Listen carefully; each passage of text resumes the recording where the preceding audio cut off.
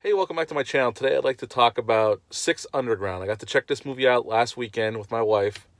Um, Netflix gave Michael Bay $150 million to make an R-rated action movie, and Bay went batshit crazy like he does with $150 million. The movie stars Ryan Reynolds. Michael Bay has gotten a lot of shit over the years. I've never been a hater of Michael Bay. I actually enjoy most of his movies, minus Transformers 2, 4, and 5. Those are probably the three movies of Michael Bay's that I do not. I can watch them. The action scenes are well done, but the stories are just a complete and utter mess. Now, I will still contend that Michael Bay made one of the best action movies in the 90s with The Rock. I really, really liked that movie. I remember seeing that in the movies back in 96 when it was released in June of 96. I absolutely love that movie, and it helps that the cast is unbelievable. I mean, you got Nicolas Cage, Ed Harris, Sean Connery, David Morris, John C. McGinley, Tony Todd's in there. On and on. The movie is just stacked with great actors from top to bottom, and they really sell. Michael Bihn's in there. They really sell that movie. I always like Bad Boys 1 and 2. And mostly because of Will Smith and Martin Lawrence. And there's some pretty cool action scenes. I really like Armageddon. It's a big, dumb, fun movie about the end of the world, starring Bruce Willis and Ben Affleck. Um, you got I've Pearl Harbor. Yes, the story is absolutely shitty. The love triangle with Kate Beckinsale, Ben Affleck, and Josh Hartnett. But I will contend the battle scenes in that movie are exciting and very well shot and put together. I would recommend that movie if you fast forwarded through the bullshit love triangle and just to the war scenes, you're good to go in that movie. But I agree. The love story is just utter bullshit and cheesy as hell. I like the first Transformers movie. I like the third Transformers movies. The rest of them I can watch them, but they're not good movies. I really like Pain and Gain. I really like 13 Hours. I think that's a really good movie. And now we have Six Underground. I'll give a quick plot synopsis. I'm not going to spoil anything because the movie just came out a few weeks ago. Basically, Ryan Reynolds is a tech billionaire. And he says throughout the movie that he realized that no matter how much money he gave to charity or how much good he tried to do, he wasn't making a dent.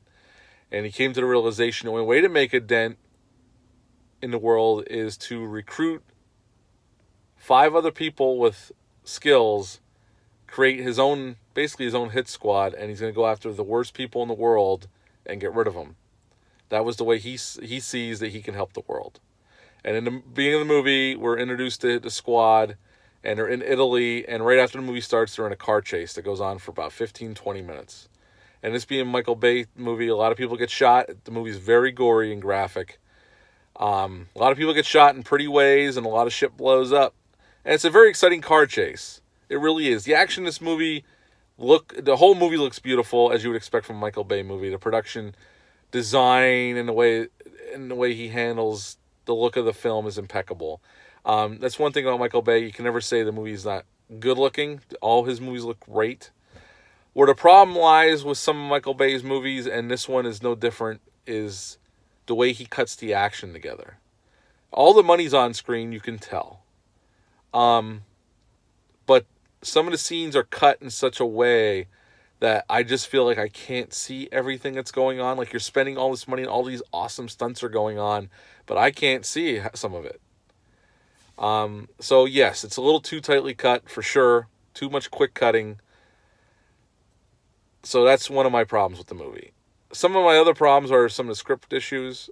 I'm fine with the plot, and what little plot there is, and why Ryan Reynolds' character is doing what he's doing. It's a cool concept, and I can get on board with that. Ryan Reynolds is great in the movie. The rest of the actors are just great as well. I have no problem with the actors. Ryan Reynolds is funny and he's serious and all that. And they go from place to place, and when they get to their main mission, it's all exciting, and there's some really cool action scenes and some things I've never really saw before. At the end of the movie,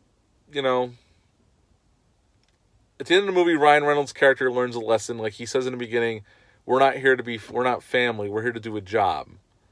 And at the end of the movie, you could tell he switches because the team starts caring about one another, and you can tell he's changing his mind about this team, and he actually cares about their well-being. He doesn't feel as good about leaving somebody behind as he did earlier in the movie, and his character does grow a little bit by the end of the movie. Um, Basically, it's a big, loud action movie, and I had fun with it. No matter the misgivings with the quick cutting and not be able to see everything and some of the story problems, I actually still had fun with it. So if you've never seen it, it's on Netflix. If you have a Netflix account, it's worth checking out. I would say it's not my favorite Michael Bay movie. I would give it a 7 out of 10. There's definitely some problems, but I would put it more in line with Bad Boys 2, although I would say I like Bad Boys 2 more than this movie. But I can enjoy it. It's a fun, dumb action movie. There's some really funny parts. There's some really cool action.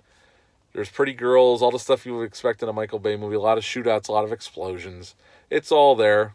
If you do not like Michael Bay movies, this movie is no way going to change your mind. This is not going to convert you into a Michael Bay fan at all. But if you like some of Michael Bay's movies and you can tolerate his style, you're not going to have a problem with this movie. You'll probably enjoy it, I would say. But yeah, that's it for me. I'd give it a 7 out of 10. It's definitely an enjoyable action film. It's definitely a hard R all the way. There's definitely some really graphic moments in this movie. But yeah, it was fun. I'd watch it again, and I heard that they're going to make a sequel. I don't know if that's confirmed or not. I know there's chatter they're going to make a sequel. But yeah, that's it for me for Six Underground. If you haven't seen it, I recommend checking it out. If you have seen it, let me know down below what you thought. But yeah, that's it for me. Have a great day. Have a great weekend, and I'll talk to you soon. Thanks. Bye.